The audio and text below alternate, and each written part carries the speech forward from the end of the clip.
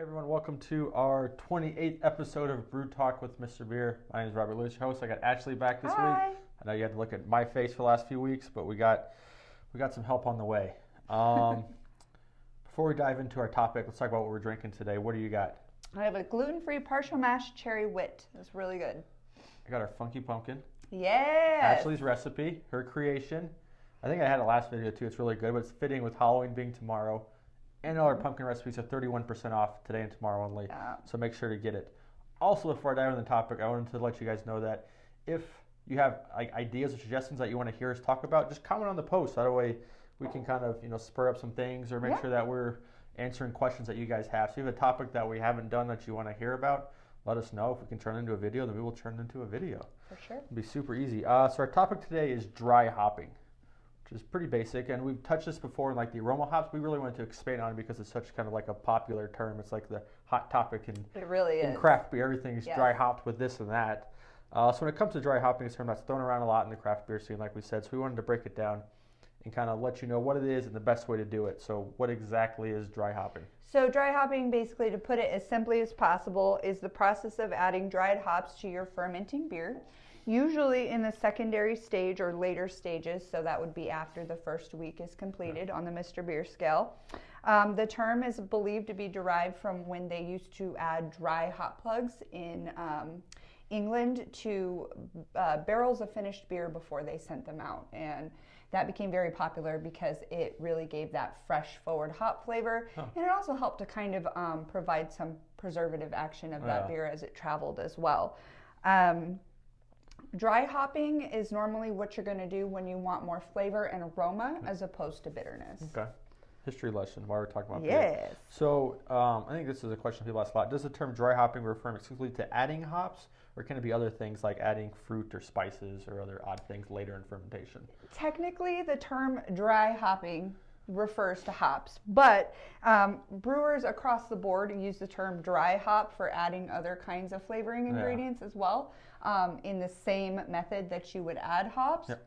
So if you say to a fellow home brewer, I'm going to dry hop with coffee beans at day 8, chances are they're going to know what you're talking about. Definitely. Yeah, I think we use the term adding extras in our recipes, but it's basically the same exact thing. So are there certain beers that are best for dry hopping? Dry hopping, yes and no. So dry hopping is a technique at the end of the day, and it's a technique that you can apply to any beer that you want to. But I would say that the style that's more synonymous with the dry hopping technique is probably definitely going to be IPAs, specifically New England's, and anything with the words juicy or hazy in the title. Those are the rage of like the last 2 years is New England IPAs. I'm just a West Coast IPA kid, man. I just want some bitterness. I'm an equal opportunity imbiber. I used to be that way, but now I'm done. I'm over the craze.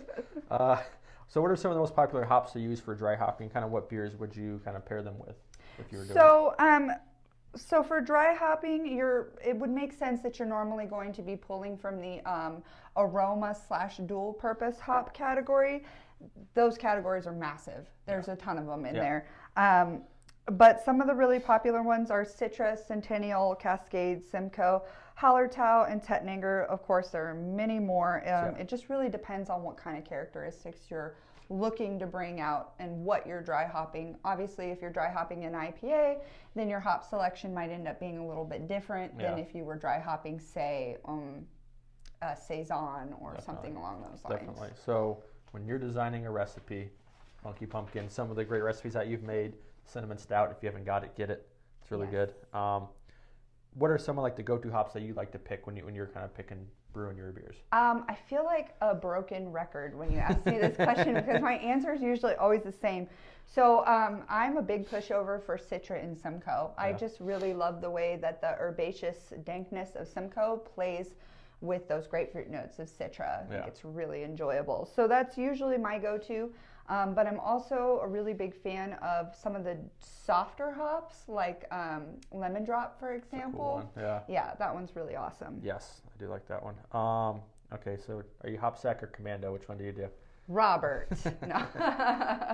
So that really depends. It depends on the recipe I'm making. It depends on how I'm adding my hops. Now, for my boiled hops, more often than not, I will sack them up just because it kind of retains some of the trub and keeps it more minimal. For dry hopping, I almost always go commando though. Yeah. And the reason for that is two main reasons. The first one is because it increases the surface area of exposure of the hops to the fermenting beer. The other reason is that hop sacks, even though you can sanitize them, I prefer to just cut that out entirely and avoid putting a foreign body in my beer altogether. I totally agree, because I think when we read all of our instructions a few months ago, if you've been a long time brewer, you notice that all the dry hopping now is just done commando. We don't have you put in the hop sacks because you're opening your fermenter for a little longer. You got to sanitize your hop sack, and that can ruin your beer right there. Absolutely, it can. Just, and plus your hop sacks, they're absorbative, so they displace a lot of fluid, and that can kind of mess with you a little bit sometimes. Commando all the way. All right, so what are some of the tips that you would give someone who might be doing like a dry hop for the first time? Sure. Well, first and foremost, you want to use, especially with dry hop, you want to use fresh hops. You don't want to use hops that have been in an open packet exposed to oxygen. If you have some laying around and you're tempted to use them in a dry hop, just don't. Use them in your boil process if you have to get rid of them. You also want to make sure that you're dry hopping at the right time. So dry hopping too early can kind of defeat the purpose, because the vigorous fermentation in the CO2 can kind of carry away some of those finer aspects of those flavors that you're trying to keep a hold of.